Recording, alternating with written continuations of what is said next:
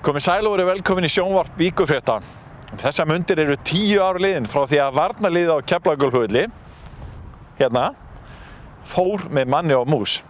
Þetta var áfall fyrir marga Suðurnesjamenn sem að unnu hér eða höfðu viðskipti af varnarliðinu. Við ætlum aðeins að kíkja á þessa sögu og ræða við aðila sem að tengjast málinu.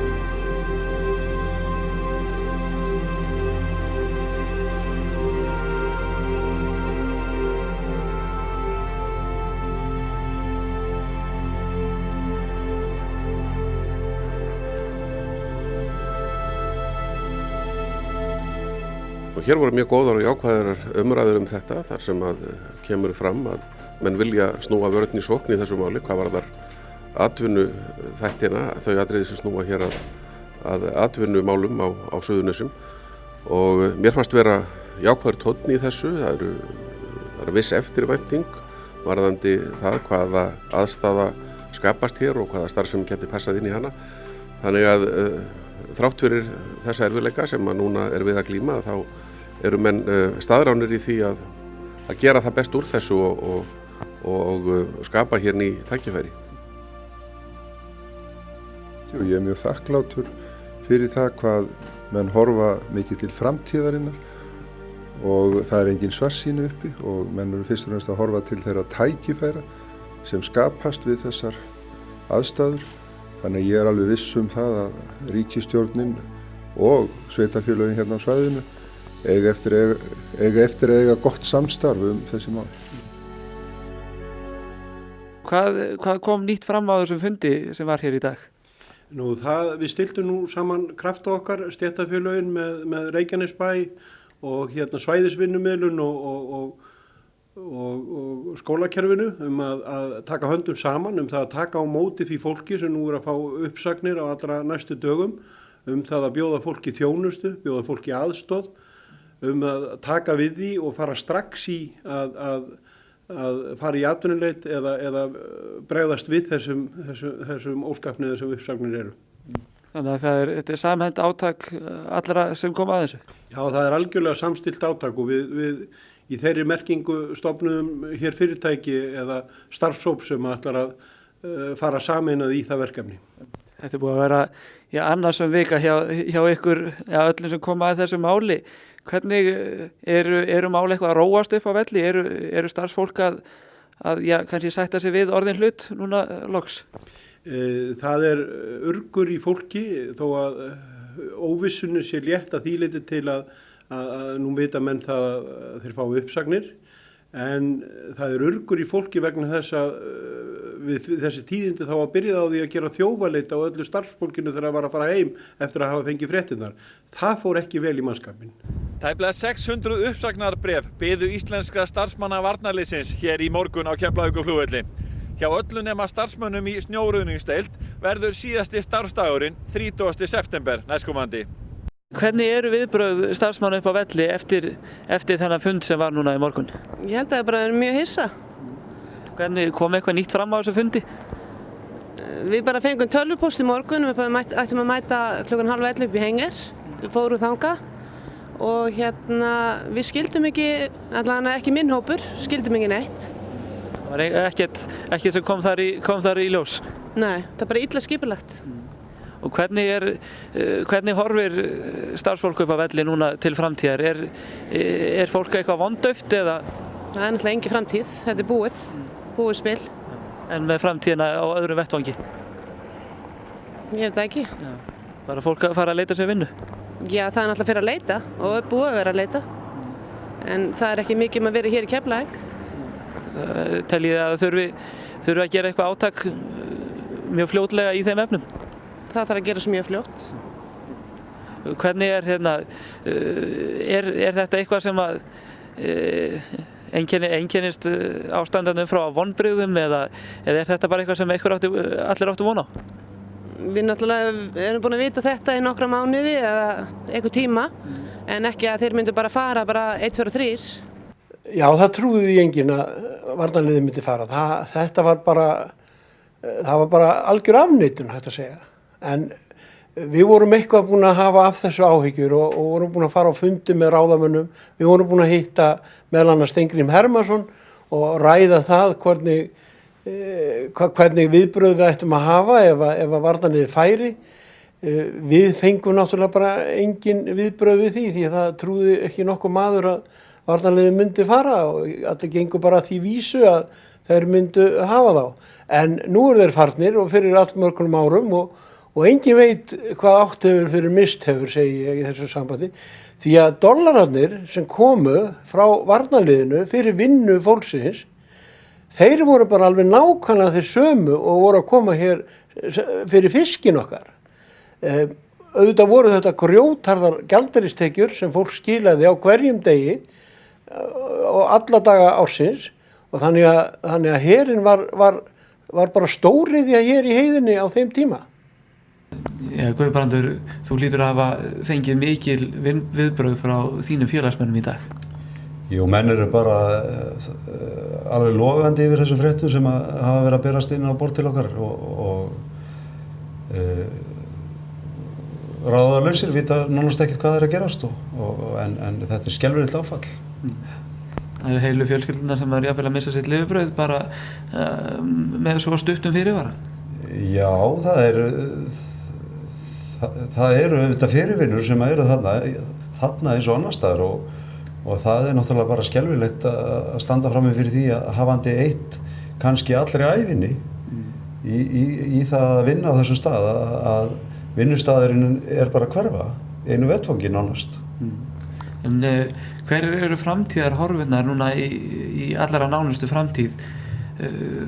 Er eitthvað á sjóndeildarhring sem að geti mögulega vegið upp á móti þessu áfalli? Ég sé það ekki akkurat núna. Ég vildi óska þess ég segi það. Ég held að hafi enginn gert ráð fyrir að þetta væri að bresta á og við erum auðvitað frá degi til dags bæði innan verkefnishreyfingarinnar og í bæjarstjórnunum að velta fyrir okkur möguleikunum til þess að auka fjölbreytni í atvinnulífi en að þurfa að taka á þessu reiðarslagi óað engan fyrir en menn verða vissulega núna bara að spýta í lófana. Það er ýmislegt hægt að gera. Það liggur á borðinu til dæmis hjúkrunarheimili, það er hægt að hraða framkvæmdum það. Það er hægt að auka starfsemi heilbrigðisstofnunar verulega. Einhvers konar tilflutningur á verkefnum frá ríki til sveitarfélaga og þá með það fyrir augum að þetta fólk gæti þá fara að vinna við slík verkefni. Menn verða að hraða vinnu við þetta. Við höfum hugsanlega 9 mánuði til þess að fara yfir þetta og við verðum bara að vinna mjög hratt. Hvar sér þú helst sóknarfæri? Já, ég sé þau þarna í þessu sem ég var að nefna að menn hafa auðvitað verið að tala um álver í Helguvík en það leysir ekki vanda vinnandi kvenna upp á flugvelli sem er að missa vinnun eftir 9 mánuði eða vinnandi karla. Það er álver tekur að minnstakosti 3 ár, það á eftir að fara í umhverfismatið og þá á eftir að hrinda þessi framkvæmd en þannig að álver er ekki lausn á þessu vandamáli. Það hefði getað verið lausn á því eftir 2 ár en við þurfum að nú þarf að finna skyndilausnir og það er ekkert verkefni fárra að finna út úr því. Menn verða að leggjast á eitt í að finna það. Ekki bara sveitarfélögin í kring, heldur ríkisvaldið einnig. Mér finnst við að eiga það inni á ríkisvaldinu. Gætirðu lýst andrúmsloftinu þegar það var tilkynnt að varnarliðið myndi fara? Jú, það var bara paníkástand. Ég held að ég get ekki, það var svona bara eins og hefði komið stór jarðskjálfti. Fólk var auðvitað skelfingu lostið. Þegar við sjáum fram á það að við séum að missa framfæri og það sem við höfum verið að gera og ástunda svo áratugum skiptir, þá er það auðvitað mikið áfall þegar það er tekið fram hann á einu bretti. Þannig að það var allt undirlagt í samfélaginu á þessum tíma. Við skulum ekkert vera að draga úr því, þannig var það bara. Og ég skil það vel að það fólk sem að misti vinnuna sína, það skildi skildi eiga erfitt næstu vikur og mánuði þarna á eftir. Og var þetta mikill skellur fyrir atvinnulífið þegar svo var lokað upp á velli? Fyrir mjög marga var þetta mikill skellur og menn tóku þetta mjög nærri sér og þeir bara, ég veit þó nokkuð margar sem að héldu bara að það væri nánast öllu lokið og þeir myndi aldrei fá aftur vinnu. En við tókum saman höndum við bæjarfélagið og þáverandi bæjarstjóra, Árna Sigfússon, og að við settum á fót svona óformlega eftirlit eða aðstoð við þá sem voru að missa vinnur hjá varnarliðinu og það var haft samband við alla í þó nokkuð tíma og því var hætt þegar það voru einhverjir 10 eftir á listanum eða svo að þá töldu að því verki var í lokið.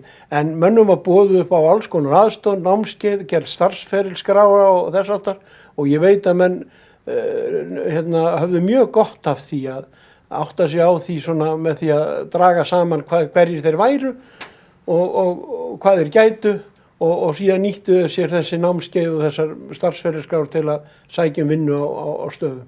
Og þetta jók sjálfstraust manna mikið við það að fara í þessa uppbyggingu á sjálfu sér og það eiga bara allir sem að stóða þessu hrós skilið hvernig það var gert. Það hefur gengið á ýmsu síðustu daga eftir þessi ákvörðun Bandaríkjahers að fara hérna frá Íslandi og þessi orð eiga sem sagt vel við óviðkomandi bannaður aðgangur því að fjölmiðlum hefur líka verið meinaður aðgangur og við höfum því ekki getað tekið púlsinn á svæðinu innan girðingar. Jæja, Friðþór Eydal, fyrirverandi upplýsingafulltrúi varnarliðsins, varst nú hérna í mörg ár og þekkir söguna gríðarlega vel. Rifjaðu nú upp með okkur aðeins hvernig síðustu daga varnarliðsins og aðdragandan að brotthvarfi þess. Aðdragandi var náttúrulega langur eins og við þekkjum og hófst í raun strax við lok kalda stríðsins þarna 1990. Þá fóru strax að heyrast raddir samdrátt og fljótlega var hrint í framkvæmd af skiljanlegum ástæðum. En svo gekk þetta nú í næstu 15 árin í bylgjum og svo má segja, allt eftir því hversu mikla athygli þetta fékk, fyrst og fremst í bandaríska stjórnkerfinu. En eftir á að hyggja þá náttúrulega var þetta óumflýjanlegt og ég er viss það að ef það gerðist ekki árið 2006 þá hefði það gerst bara á næstu árum þar á eftir. Það er alveg sama hvað held ég hefði verið samið einfallega vegna þeirra stríða og athafna sem Bandaríkjastjórn stóð í víða heim og endataflið kom náttúrulega til eða orsök þess var náttúrulega einfallega það var ekki lengur hægt að verja innan bandaríska stjórnkerfisins og alls ekki innan Bandaríkjahers þetta úthald sem var verið með hér upp á Íslandi að þér virtist engum til gagns á meðan að menn stóðu blóðugir upp yfir axlir í styrjöldum út í heimi og þurftu á að halda bæði peningum og mannafla og búnað. Maður hefði á tilfinningunni hafandi verið hérna líka og skoða söguna að Íslendingar við hengum á þessu varnarliði eins og hundar á roði. Íslendingar náttúrulega skiptust í mörg horn og svo má segja alla tíð með tilliti til veru varnarliðsins hérna. En þeir tóku snemma þá ákvörðun, þar að segja íslensk stjórnvöld, að vera ekki að reyna að kljást við samstarfsmenn sína, Bandaríkjamenn eða NATO þess vegna, á grundvelli einhverjar herfræði vegna þess að það var ekki þeirra sérþekking þeirra lá ekki þar. Þeir hins vegar voru vel að sér í að reka pólitík og af þeim sökum að þá var nálgunin frá Íslands hálfu alltaf á pólitískum nótum. Samskiptin fóru fram á æðstu stöðum, fóru fram á sviði eða semst á ríkisstjórnarlevel og svo má segja. Og þannig að þegar að koma að því að herinn vildi fá einhverjar breytingar að þá að sjálfsögðu gripu menn til þeirrar taktíkar sem að þeir þekktu og notuðu hana eins og þeir höfðu gert löngum fyrr.